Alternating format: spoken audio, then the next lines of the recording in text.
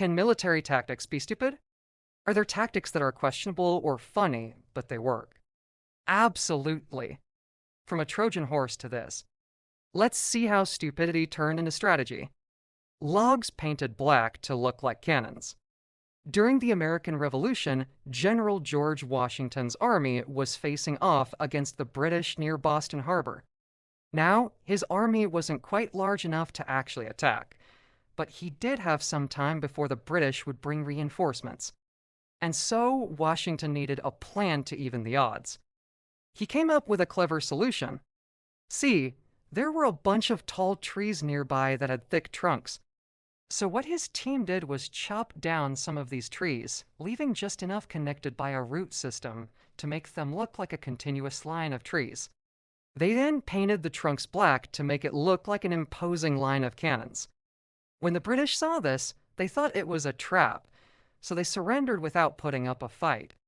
They gave up right then and there and went back to Britain. Next, let's see why fear is a good tactic. The Trojan horse. In ancient times, the Greeks and the Trojans were having a little disagreement, which only escalated over the years. Eventually, the Greeks decided to go to war and laid siege to the city of Troy. But after a long time, they hadn't managed to capture the city yet. So they had to come up with another plan. Now, their most brilliant idea was to build a giant wooden horse and leave it outside the city gates as a gift.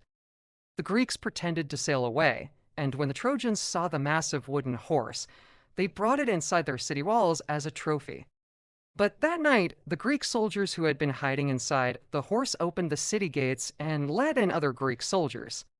They ended up winning the war and taking the city of Troy. Next, let's see what happened when the Allies tried to trick the Germans into wasting resources. Operation Mincemeat. In 1943, it seemed like the tide of the war in Europe was turning. The Axis powers seemed to be winning more battles than they were losing. So the Allies had to come up with a plan to win the war in the Mediterranean.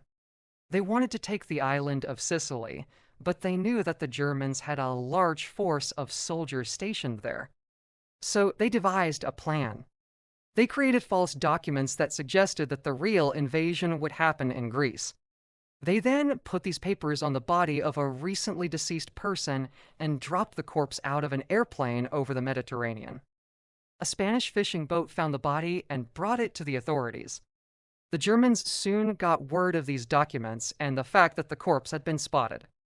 They sent a large number of soldiers to intercept the Allied invasion in Greece, believing that this was where the real attack would be. Meanwhile, the Allies landed on the shores of Sicily and were able to quickly advance. This took the Germans by surprise, and they didn't have enough soldiers stationed in Sicily to stop the Allies from advancing. This led to the eventual liberation of Italy. Next, let's see why you should never underestimate your opponent. Cats on the battlefield. Back in the day, the Persian army was pretty big and mighty. There were hundreds of thousands of soldiers in their army. One time they were fighting against the Egyptians, and they were about to destroy them. But then something funny happened.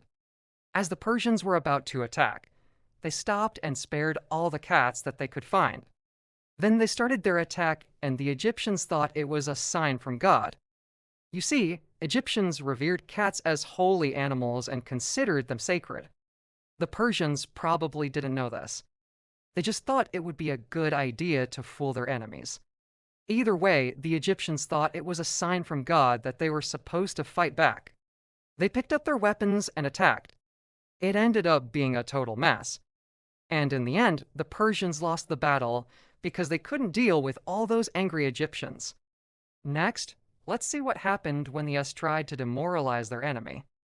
Dying Mount Fuji. In World War II, the U.S. military came up with a wacky plan. They wanted to demoralize the Japanese people and bring them down. They planned to do this by changing the color of Mount Fuji.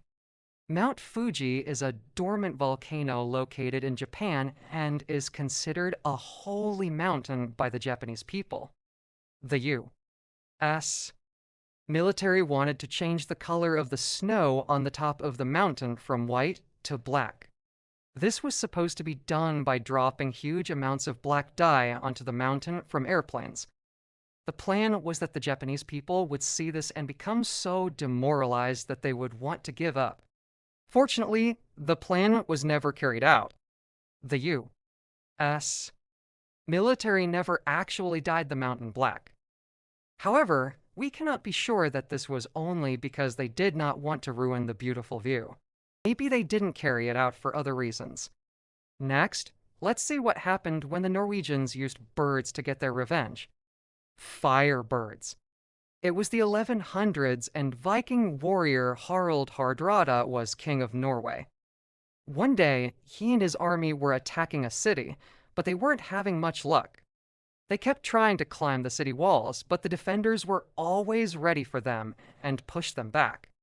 So Harald came up with a plan to take the city. His men snuck into the rooftops of the buildings around the city. Once they were high up enough, they tied flammable material like resin and flax to dead birds, making little incendiary devices. Then they released these birds one by one. The birds flew straight to the rooftops of the city, where they set fire to the wood. The residents panicked and had no idea how to stop these fire-spitting birds. In the end, the Norwegian army took the city and killed many of its defenders. Some sources also say that Harald Hardrada was killed in battle shortly after. Now, let's see why it's a good idea to be able to deceive your enemy. Q ships. At the start of World War I, new technology made it possible for submarines to sink ships faster than ever before. For a while, it seemed like the Germans were sinking more Allied ships than vice versa. The Allies had to figure out a way to fight back and devised a clever plan. They created ships called Q ships. These were Allied warships painted to look like normal merchant vessels. The idea was that if a German submarine spotted what looked like a merchant ship, they would attack.